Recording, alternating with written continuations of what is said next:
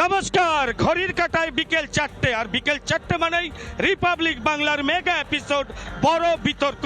আর এই বড় বিতর্ক নিয়ে নদিয়া থেকে আজ আমি আছি পলাশ। আজকের বিষয়বস্তু কি, গত দুদিন বঙ্গ সফরে এলেন দেশের প্রধানমন্ত্রী মাননীয় নরেন্দ্র মোদী। তিনি এসে এখানে 22,000 কোটি টাকার প্রকল্প ঘোষণা করেছেন, উদ্বোধন করেছেন। তার পাশাপাশি ফিরে যাওয়ার মাঝেই কি করলেন, বাংলায় মোট 20 জন বিজেপি সাংসদ পদপ্রার্থী তাদের নাম ঘোষণা করলেন। যদিও এর মধ্যে বিরোধিতা করেছেন এক গায়ক, ভোজপুরি গায়ক। সে প্রসঙ্গে যাচ্ছি না। এই নরেন্দ্র মোদীর সফরে এত টাকার প্রকল্প এদেরকে ঘোষণা করা হলো এবং তার পাশাপাশি 20টি আসনে আপনাদের প্রার্থী তালিকা ঘোষণা করা হলো। আমি একবারে প্রথমেই প্রশ্নটা করব গাইঘাটার বিধায়ক ঠাকুরবাবুর কাছে। বলুন, এটাকে আপনারা কিভাবে দেখছেন? বলুন, আমি কোশ্চেনটা একবার করুন।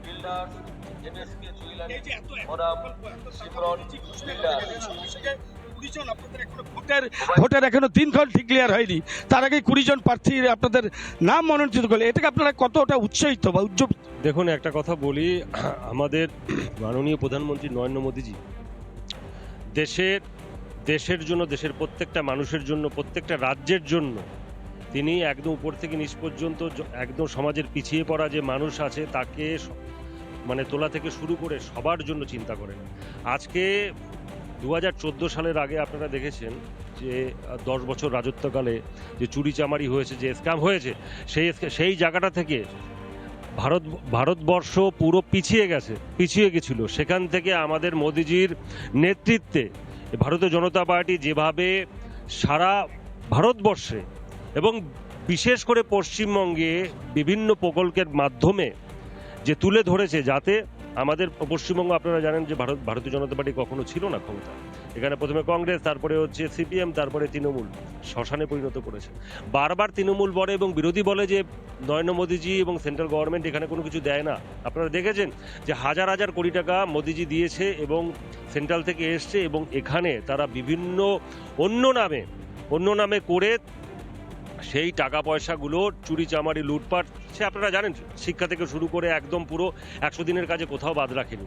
তাহলে আজকে অবশ্যই বলবো যে মোদিজি আমাদের জন্য চিন্তা করেন, মোদিজি প্রত্যেকটা ভারতবর্ষের মানুষের জন্য চিন্তা করেন এবং পশ্চিমবঙ্গের মানুষের জন্য চিন্তা করেন, এবং এখানকার মানুষের কি করে ভালো হয় সেটা কৃষক থেকে শুরু করে মজদুর থেকে শুরু করে প্রত্যেকটা শ্রেণীর মানুষের জন্য সেটা মোদিজি করেছে। এবং অবশ্যই এটা আমাদের জন্য ভালো, এবং আমাদের যে 20টা সিট আমাদের ডিক্লেয়ার হয়েছে ভারতীয় জনতা পার্টির, সেটা অবশ্যই আমাদের জন্য ভালো, সেটা আমি বলবো। আমি এবারে এই বিষয়ে একই বিষয়ে প্রশ্ন করব, কিন্তু তার আগে আমরা একবার সরাসরি চলে যাব সোজা বাঁকুড়াতে। সেখানে আমাদের আরেক প্রতিনিধি রয়েছে, মিনময়, তুমি ওখানকার এই যে রাজ্যে এত কোটি টাকা প্রধানমন্ত্রী বিনিয়োগ এবং ফিরে যেতে না যেতেই 20 জন সাংসদের নাম ঘোষণা, কতটা উজ্জীবিত বিজেপি? তোমার বাঁকুড়ার চিত্রটা দেখাও মিনময়। একবারই দেখো, এই দুদিনের বঙ্গ সফরের যে প্রধানমন্ত্রী সফর ঘুরে যাওয়ার সাথে সাথে 20টি আসনে বিজেপি প্রার্থী তালিকা ঘোষণা করেছে, এবং বাঁকুড়া জেলার ক্ষেত্রে যে পুনরায় যারা ছিলেন, অর্থাৎ বিষ্ণুপুরের ক্ষেত্রে সৌমিত্র খা এবং বাঁকুড়ার ক্ষেত্রে সুভাষ সরকার, তাদেরকে কিন্তু বিজেপি পুনরায় আবার প্রার্থী ঘোষণা করেছেন। এবং এই পুনরায় প্রার্থী ঘোষণার পর আমি বিজেপির কাছ থেকে জানার চেষ্টা করবো প্রথমেই যে তারা কতটা উৎসাহিত এবং তারা কতটা ফলাফল আশা করছেন। দেখুন, এই 10 বছর মোদিজির যে কর্মকাণ্ড এবং পিছিয়ে পড়া ভারতবর্ষের মানুষকে যে এগিয়ে নিয়ে যাওয়ার, অর্থনৈতিকভাবে শুধু নয়, তাদের সামাজিকভাবে এগিয়ে নিয়ে যাওয়ার যে কর্মসূচির মধ্যে দিয়ে এই 10 বছর সরকার, যে মোদী সরকার কাজ করেছে, অর্থাৎ আমরা বিভিন্ন ক্ষেত্রে 4 কোটি মানুষের মাথার উপরে ছাদ, 12 কোটি মানুষের আজকে 77 বছরের স্বাধীনতাতে 12 কোটি মানুষের ঘরে পানীয় জল ছিল না, সেই সমস্ত কাজ, পানীয় জল নলের মাধ্যমে পরিশুদ্ধ পানীয় জল। আমরা কংগ্রেসের কাছে যাওয়ার চেষ্টা করবো, কি মনে করছেন এই যে বিজেপির 20 জন প্রার্থী ঘোষণা হলো এবং বিষ্ণুপুরের ক্ষেত্রে কি ফলাফল হতে পারে? একটা রাজনৈতিক দল তার প্রার্থী তালিকা ঘোষণা করতেই পারে, সেটাতে তো আমাদের বলার কিছু নেই। কিন্তু আমরাও এটাও দেখেছি 10 বছরের নরেন্দ্র মোদীর ইয়েতে সর্বোচ্চ বেকারত্বের হার দেখেছি। সর্বোচ্চ বেকারত্বে ভারতবর্ষে, আমাদের পশ্চিমবাংলার বুকে আজকে কোনো শিল্পোদ্যোগ বা বাঁকুড়া এবং বিষ্ণুপুর মিলে যে আজকে যে বারবার তাদেরকে আশীর্বাদ করেছে মানুষ, সেখান থেকে বাঁকুড়ায় কেন্দ্রীয় সরকারের পক্ষ থেকে কোনো বড় কোনো প্রকল্প কেন বিষ্ণুপুর বাঁকুড়া পেল না, সে কথাটা আমাদের থাকবে বরাবরের জন্য। এটা আমার থাকবে। আমি একটু সিপিএম এর কাছে যাওয়ার চেষ্টা করবো। কি মনে করছেন কি ফলাফল হতে পারে? 22,000 কোটি টাকা উৎপাদন করলেন প্রধানমন্ত্রী, তারপরে প্রার্থী ঘোষণা। না, সেটা নয়। এখন যদি আমরা 10 বছরের মোদীর যে শাসনকালে নোটবন্দি, করোনার পরে দেশে বেকারত্বের সর্বোচ্চ এবং দেশের অর্থনীতি নিম্নমুখী, তার জন্য বিজেপি আজকে প্রার্থী তালিকা দেখুন কোনো নতুন চমক আনেনি। সেই পুরনো প্রার্থীদেরকে এনে তারা কিছুটা চমক দেওয়ার চেষ্টা করছে। শুধুমাত্র জন্মাল লাগে নতুন সেখানে একটা প্রার্থী এনেছে। বিজেপির 10 বছরে যে বেকারত্ব হয়েছে এবং যে দেশ যে ডিসাইড করতে হচ্ছে, এর জন্য তারা কোনো ঝুঁকি নেয়নি, সেই প্রার্থীকেই রেখেছেন এরা। কি বলবেন? আজকে ভারতবর্ষে মোদী ছাড়া আগামী দিনে এবং বিগত দিনে যে প্রধানমন্ত্রীরা ছিলেন তার সঙ্গে মোদীর কোনো তুলনা হয় না। মোদী যা করেছেন এই ইতিহাস হয়ে থাকবে। মোদীর এই শাসনকাল সারা জীবন ভারতবর্ষের ইতিহাসে শাসনকালের রাজত্ব হয়ে থাকবে। মোদী স্মরণীয় হয়ে থাকবে। মোদী যা করে দিয়েছে বিগত দিনে এবং আগামী দিনেও এরকম প্রধানমন্ত্রী ভারতবর্ষ পাবে না। কি বলবেন? হ্যালো, কি বলবেন যে এই লোকসভা প্রার্থী তালিকার পর থেকে আমি একটা কথাই বলবো যে আমি এখনো যে আমাদের তো প্রার্থী তালিকা ঘোষণা হয়ে গেছে, যে পুরনো প্রার্থী সবাই দেখে নিয়েছে এবং পুনরায় সে জিতবে এবং 2 লাখের বেশি ভোটে জিতবে, এটুকু আমরা স্যাঙ্গুইন দিয়ে বলতে পারবি। কিন্তু আমি একটা জিনিস জানতে চাই, এই যে ইন্ডি জোট বা ইন্ডিয়া জোট যে 26 জন যে আছে, এদের প্রধানমন্ত্রী কে হবে? আমরা তো বলতে পারি যে আমাদের প্রধানমন্ত্রী তার নাম যশস্বী মোদিজি এখন বিশ্বের 1 নম্বর নেতা। এই কারণেই তাই মোদিজির উপরে মানুষ ভরসা করবে, ভারতবর্ষের মানুষ, কারণ এই 26টা দলের কে প্রধানমন্ত্রী হবে। একদমই মিনময়, এতক্ষণ তুমি তোমার বাঁকুড়ার চিত্র তুলে ধরলে।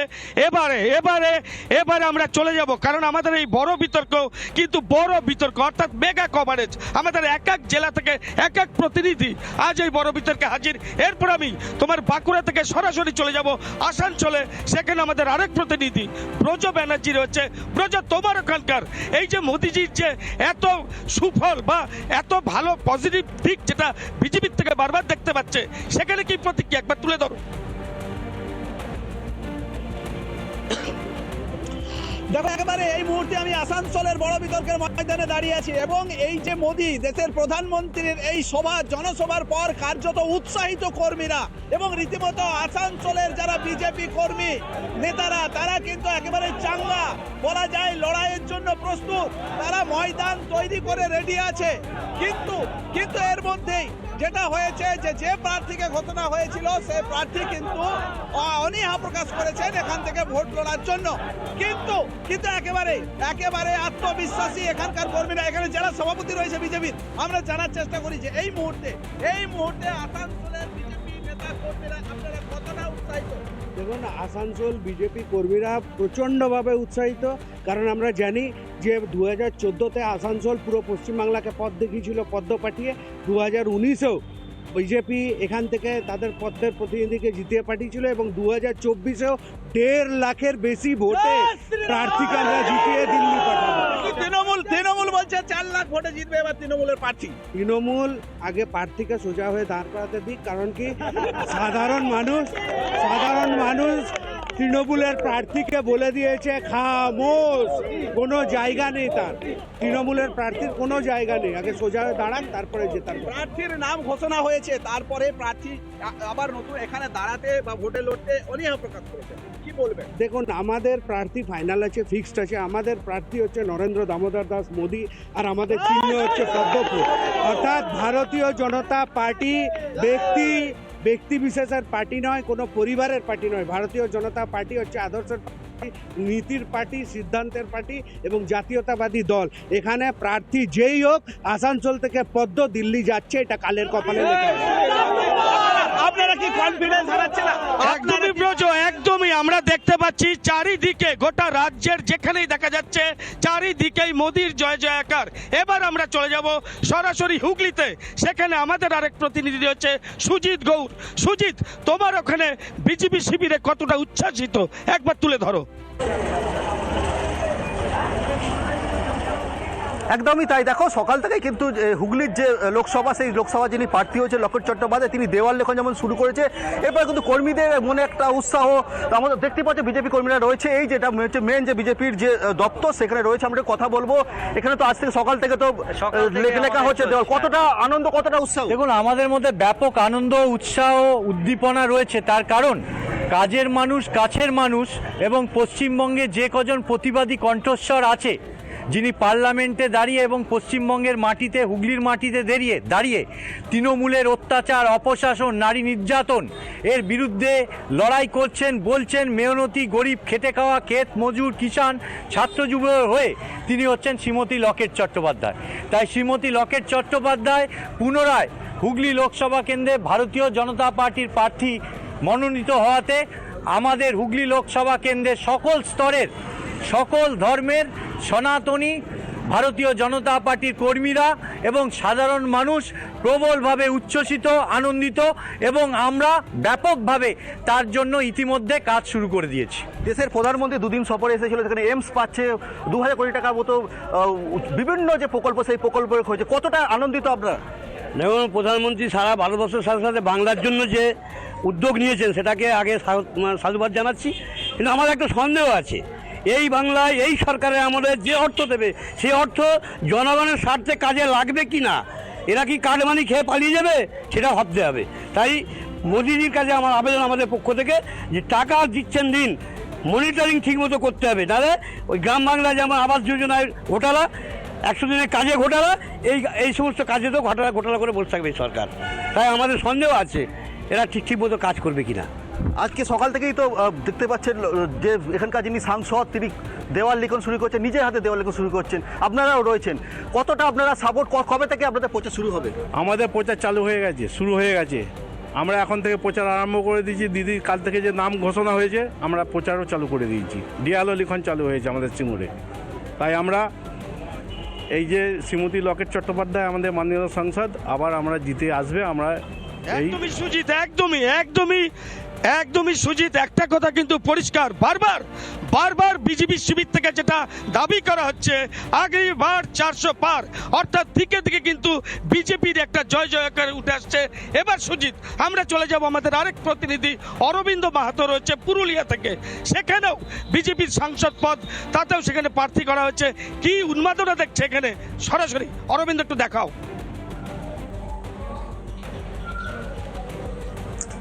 একেবারে সেই উন্মাদনা রয়েছে বিজেপি কর্মীদের মধ্যে, কারণ বিজেপি কর্মীরা ইতিমধ্যেই এখান থেকে, আমি যে জায়গাতে দাঁড়িয়ে রয়েছি অর্থাৎ পুরুলিয়ার একেবারে পুঞ্চা ব্লক এলাকায়, এবং এখান থেকে বিজেপির যিনি প্রার্থী তাকে কিন্তু আমরা কালকে সরাসরি আমরা দেখিয়েছিলাম। তিনি কি বলেছেন? তিনি বলেছেন যে এখানে 400 আসনেরও বেশি আসন নিয়ে মোদিজির সরকার গড়বে এবং ভারতবর্ষে সুষ্ঠুভাবে শাসন ব্যবস্থা আসবে, তিনি কিন্তু দাবি করেছিলেন। তারপরেই কিন্তু বিজেপি কর্মীরা প্রচারে নেমেছেন। কি বলছেন বিজেপি কর্মীরা সেটা তো জানবো। পাশাপাশি একদিকে রয়েছে সিপিআইএম নেতৃত্ব, এই বিষয়ে কি বলবেন সেটা জানাচ্ছে। কি বলবেন, এই যে বিজেপি প্রার্থী এখনই তালিকা প্রকাশ হলো, তারা প্রচারে নেমে গেছে, আপনাদের তো প্রার্থী তালিকা এখনো পাওয়া যাচ্ছে। বিজেপি প্রচারে নেমেছে ঠিকই, কিন্তু গতকাল আগামী 5 তারিখ যে পরিবহন ধর্মঘট ছিল, শ্রমিকদের বিরুদ্ধে যে আইন সরকার পিছিয়ে এসছে, সেই আইন এখন স্থগিত রাখা হয়েছে। সিঙ্গু বর্ডারে, রাজস্থান বর্ডারে যে কৃষকরা আন্দোলন করছে, সেখানে পাঞ্জাব থেকে শহর শুরু করে গোটা উত্তর ভারত জ্বলছে, ফলে উনি কনফিডেন্সে নেই। সেই কারণেই উনি আগের থেকে নেমেছেন। এটা কোনো বিষয় না, ওদের এটা খানিকটা ভয় বা আতঙ্কের ব্যাপার। একেবারে বিজেপি কর্মীদের কাছে যাবো। ভয় বা আতঙ্ক রয়েছে? কোনো আতঙ্ক নেই। ভারতবর্ষের বুকে এখন ভারতীয় জনতা পার্টি সর্ববৃহৎ দল, যার সদস্য সংখ্যা 18 কোটির ওপরে। ভারতবর্ষে কেন, পৃথিবীর বুকে এত বড় রাজনৈতিক দল নেই। এবং আমরা শুধু একদিনের জন্য কাজ করি না, আমরা 365 দিন রাজনীতি। অরবিন্দ, তুমি এতক্ষণ তোমার প্রতিবেদন তুলে ধরলে। ইতিমধ্যেই কিন্তু কেন্দ্রীয় বাহিনীর যে রুট মার্চ, সেটা গোটা রাজ্য জুড়ে শুরু হয়ে গেছে। আমি এখন সরাসরি একটু প্রশ্ন রাখবো যে বাংলার, অর্থাৎ পশ্চিমবাংলার যে কিষাণ মোর্চার সভাপতি এবং সম্ভাব্য, যেটা আমরা বিজেপি সূত্রে জানতে পারছি, নদিয়া কৃষ্ণনগরের তিনি খুব জনপ্রিয় মুখ, অর্থাৎ তার কাছে একবার জানবো যে মোদিজির যে এত জয় জয়কার, এটাকে আপনারা কিভাবে দেখছেন, বা এই যে এত প্রজেক্ট দেওয়া হচ্ছে সেটাকে আপনারা কিভাবে ইউটিলাইজ করবেন? মোদি মানে উন্নয়ন। গোটা ভারতবর্ষ না সমগ্র পৃথিবী দেখেছে 2014 সালে প্রথমবার প্রধানমন্ত্রী হয়ে যা প্রতিশ্রুতি তিনি দিয়েছিলেন অক্ষরে অক্ষরে পালন করেছেন। দ্বিতীয়বার 2019-এ প্রধানমন্ত্রী হওয়ার পরে তার কথা তিনি রেখেছেন, সবকে সাথ, সবকে বিকাশ, সবকে প্রয়াস, সবকে বিশ্বাস। আজকে এই স্লোগান মোদিজি যেটা দিয়েছিলেন সেটা সারা পৃথিবীর মানুষ বিশ্বাস করেন যে এটা মোদিজির পক্ষেই সম্ভব। কোভিড সিচুয়েশনের সময় দেশের মানুষকে রক্ষা করা, সেই সময় তিনি গরিব কল্যাণ যোজনার ভেতরে যেটা ঘোষণা করেছিলেন আগামী 2028 সাল পর্যন্ত দেশের প্রায় 80 কোটির উপরে মানুষকে বিনা পয়সায় রেশন দেয়া, এই পশ্চিমবঙ্গের যারা গৃহহীন মানুষ তাদের জন্য গৃহের ব্যবস্থা করা, সারা দেশের মানুষের সঙ্গে পশ্চিমবঙ্গের ইজ্জত ঘর 72 লক্ষ এই রাজ্যে ইজ্জত ঘর দেওয়া হলেও এই রাজ্যে শাসক দল তৃণমূল কংগ্রেস যা চুরি করে খেয়েছে, শৌচালয় থেকে টাকা চুরি, প্রধানমন্ত্রী আবাস যোজনা থেকে একাধিকবার যেটা অভিযোগ হচ্ছে যে শাসক দলের যে অত্যাচার অর্থাৎ যে লুট করে খাওয়ার নীতি। আমি আরেকবার চলে যাব সরাসরি আমাদের আরেক প্রতিনিধি মিন্ময়, তোমার ওখানকার বিজেপি শিবির কতটা উজ্জীবিত বা লোকসভায় কতটা তার আসন তুলে আনতে পারবে, কি জানাচ্ছে তার একবার জানাও। একবারই তাই দেখো যে এই প্রার্থী তালিকা ঘোষণার পর থেকেই যে বিজেপি কর্মীদের মধ্যে যে উল্লাস এবং বিজেপি কর্মীদের মধ্যে যে আনন্দ উপভোক্তা যারা আছেন তারা কিন্তু আমি তাদের কাছ থেকে সরাসরি জানার চেষ্টা করবো এই যে প্রার্থী ডিক্লেয়ার করা হলো, এই প্রার্থী ডিক্লেয়ার কতটা আশাবাদী, হ্যাঁ নতুন করে কতটা আশাবাদী? আমরা 2 লক্ষ ভোটের অধিক জিতবো আমরা, ঠিক আছে। এবং বিষ্ণুপুরের সর্বত্র নরেন্দ্র মোদীর প্রচেষ্টায় এবং বিজেপির সমস্ত কাজ এখানে হয়েছে এবং উন্নয়নের যে অরিজিনাল যে কান্ডারি যাকে বলা যেতে পারে তিনি আমাদের দেশের গর্বিত প্রধানমন্ত্রী নরেন্দ্র মোদীজি। তো আমরা চাই এইবার 400 পার। আমি আসবো একটু কংগ্রেসের কাছে, বিজেপি যে দাবি করছে কি বলবেন? বলতেই পারে, স্বপ্ন দেখতেই পারে, 400 পার বলতে পারে। দেশের কালা কৃষক আইন কৃষকরা দেখেছে, শ্রমিকদের বিরুদ্ধে আইন গেছে, সবই গেছে, যা কিছু হচ্ছে। আজকে এই সরকারটা পুরোপুরি পুঁজিবাদীদের সরকার, আম্বানি আদানিদের সরকার। দেশের কৃষক, দেশের শ্রমিক, দেশের মানুষ ঐক্যবদ্ধ হচ্ছে। এর রেজাল্ট লোকসভা ভোটে পাবে বিজেপি, এটা পাবে। স্বপ্ন দেখতে পারে, দেখতে কোনো অসুবিধা নেই। দেশের কৃষক থেকে শ্রমিক থেকে তুমি যে ছবি তুলে ধরলে বা যে চিত্র তুলে ধরলে এটা শুধু তোমার বাঁকুড়ার নয়, গোটা জেলায় জেলায় গোটা রাজ্যের একই ছবি। আমি আরেকবার চলে যাব সরাসরি আমাদের আসানসোলে, ব্রজ ব্যানার্জি। ব্রজ, তোমার ওখানে আসানসোলে কি প্রতিক্রিয়া আরেকবার একটু জানাও।